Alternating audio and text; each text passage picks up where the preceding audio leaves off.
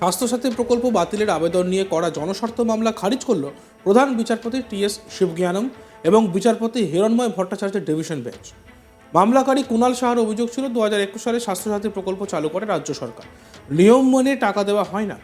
পাশাপাশি ভোটে জনপ্রিয়তা কুড়াতে রাজ্য সরকার এই প্রকল্প চালু করেছে বলেও অভিযোগ। কিন্তু প্রধান বিচারপতির ডিভিশন বেঞ্চের বক্তব্য, আদালত সরকারি প্রকল্পে হস্তক্ষেপ করতে পারে না, কারণ এই ধরনের প্রকল্প সরকারের বিভিন্ন নীতির দ্বারা পরিচালিত হয়। তাই এই মামলা খারিজ করা হচ্ছে। মামলার শুনানিতে প্রধান বিচারপতি টি.এস. শিবজ্ঞানম বলেন, এটা সরকারের প্রকল্প, এখানে আমরা কিছু করতে পারি না। মামলাকারী বলেন, আমি এর বিরুদ্ধে মামলা করতে চাই কারণ এটি অসাংবিধানিক। প্রধান বিচারপতির প্রশ্ন, কেন আপনার মতে এই স্কিম অসাংবিধানিক? মামলাকারী জানান, সরকারের তরফে জানানো হয়েছিল 5 লক্ষ টাকার মেডিকেল ইন্স্যুরেন্স দেওয়া হচ্ছে প্রতি বছর প্রতি পরিবার পিছু। এটা সংবিধানের 14 নম্বর ধারার লঙ্ঘন। তার কারণ এখানে পরিবারের সদস্য অনুযায়ী টাকা দেওয়া হচ্ছে না। আর্টিকেল 14 অনুযায়ী প্রত্যেক নাগরিক 5 লক্ষ টাকার মেডিকেল ইন্স্যুরেন্স পেতে পারে। দ্বিতীয়ত, এটা ভোটের রাজনীতির জন্য চালু করা হয়েছে। এটা শুনে বিচারপতি বলেন, আদালত কোনো সরকারি প্রকল্পে হস্তক্ষেপ করতে পারে না। এগুলি সবই নাগরিকদের সহায়ক স্কিম, কারণ পরবর্তী কোনো সরকার এসে হয়তো অন্য কোনো স্কিম তৈরি করতে পারে। আর এই নিয়ে আমাদের প্রতিনিধি মানুষ সংস্করের একটি প্রতিবেদন আমরা দেখব। রাজ্য সরকারের স্বাস্থ্যসাথী প্রকল্প বাতিলের দাবিতে দায়ের হওয়া জনস্বার্থ মামলা খারিজ করে দিল কলকাতা হাইকোর্ট। কলকাতা হাইকোর্টের প্রধান বিচারপতির ডিভিশন বেঞ্চ, বিচারপতি টি.এস. শিবজ্ঞানম ও বিচারপতি হিরণময় ভট্টাচার্যের ডিভিশন বেঞ্চ জানালেন, এই ধরনের জনগণের সহায়ক প্রকল্প বা জনকল্যাণমূলক প্রকল্পে আদালত হস্তক্ষেপ করবে না। ফলে কার্যত বলা যায় যে রাজ্যের স্বাস্থ্যসাথী প্রকল্পে আদালতেরও শিলমোহর পড়ল। এক এনআরআই ডাক্তার স্বাস্থ্যসাথী প্রকল্প অসাংবিধানিক দাবি করে কলকাতা হাইকোর্টে জনস্বার্থ মামলা দায়ের করেছিলেন। সেই মামলা খারিজ করে দিল কলকাতা হাইকোর্টের প্রধান বিচারপতির ডিভিশন বেঞ্চ। প্রধান বিচারপতির ডিভিশন বেঞ্চের প্রশ্ন ছিল ওই ডাক্তারের কাছে যে কেন আপনার এই প্রকল্প অসাংবিধানিক মনে হচ্ছে।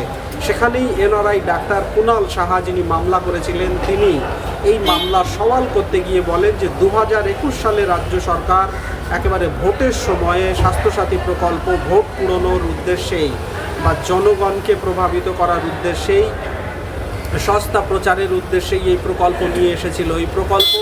এই প্রকল্পের অধীনে বলা হয়েছে যে প্রত্যেক পরিবার 5 লক্ষ টাকা করে পাবে, কিন্তু রাজ্য সরকার কি ভালো করে এই বিষয়ে সমীক্ষা করে দেখেছিল যে কোন পরিবারে কত সদস্য?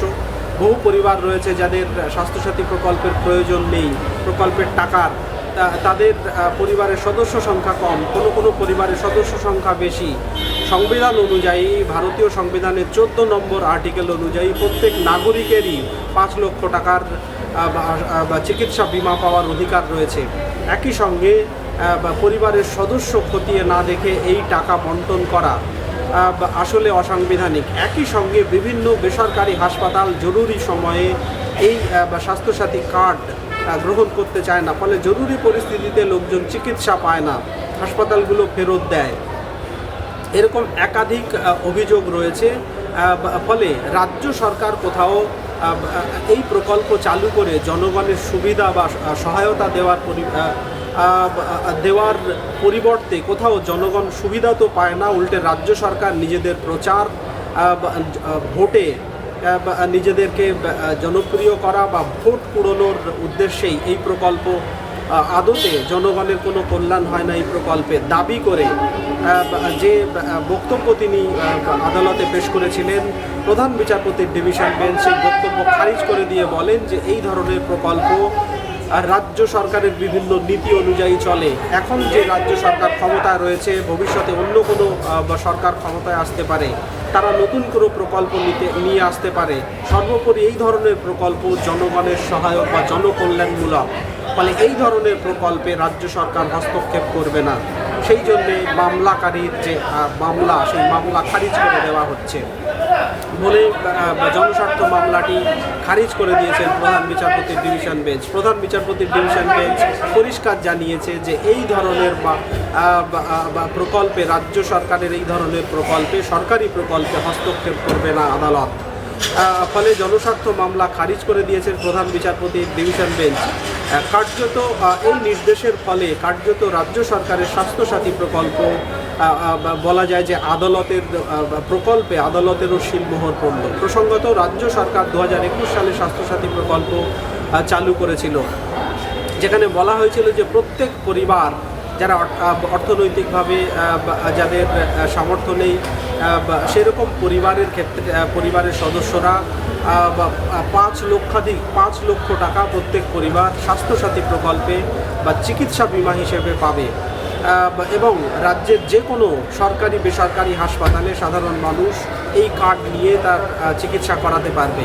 কিন্তু অভিযোগ উঠেছিল যে রাজ্যের বহু বেসরকারি হাসপাতাল প্রয়োজনীয় সময়ে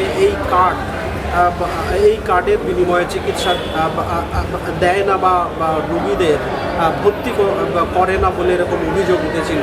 তারপরে রাজ্যের মুখ্যমন্ত্রী মমতা বন্দ্যোপাধ্যায় রীতিমতো হুঁশিয়ারি দিয়েছিলেন বেসরকারি হাসপাতালগুলোতে যে এই অভিযোগ যদি সত্যি হয় তাহলে কিন্তু বেসরকারি হাসপাতালের বিরুদ্ধে পদক্ষেপ নেবে রাজ্য সরকার।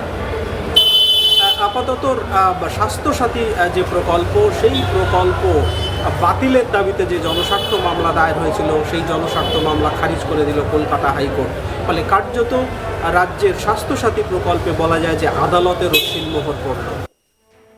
স্বাস্থ্যসাথী প্রকল্পকে নিয়ে যে বাতিলের যে আবেদন করা হয়েছিল, যে জনস্বার্থ মামলা করা হয়েছিল, সেই জনস্বার্থ মামলা খারিজ করল প্রধান বিচারপতি টি.এস. শিবজ্ঞানম ও বিচারপতি হিরণময় ভট্টাচার্যের ডিভিশন বেঞ্চ।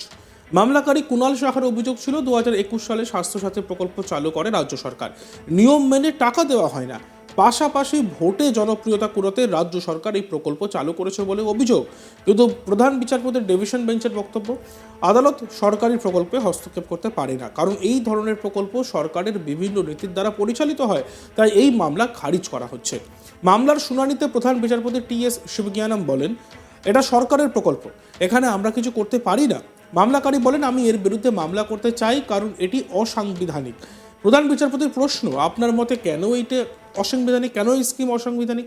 মামলাকারী জানান যে সরকারের তরফে জানানো হয়েছিল 5 লক্ষ টাকার মেডিকেল ইন্স্যুরেন্স দেওয়া হচ্ছে প্রতি বছর প্রতি পরিবার পিছু। এটা সংবিধানের 14 নম্বর ধারার লঙ্ঘন করা হচ্ছে, কারণ এইখানে পরিবারের যে সদস্য তাদের অনুযায়ী টাকা দেওয়া হচ্ছে না।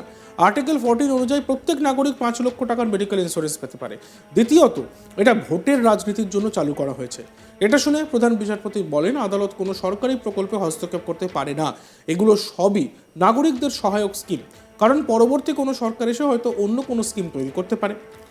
এই বিষয়ে তথ্য আসতে গিয়ে যে তথ্য উঠে এলো, এই বিষয়ে যে খবর উঠে আসছে, যে মামলা করা হয়েছিল, অর্থাৎ স্বাস্থ্যসাথী প্রকল্পের বাতিলের দাবিতে যে মামলা করা হয়েছিল, সেই মামলা খারিজ হয়ে যায়।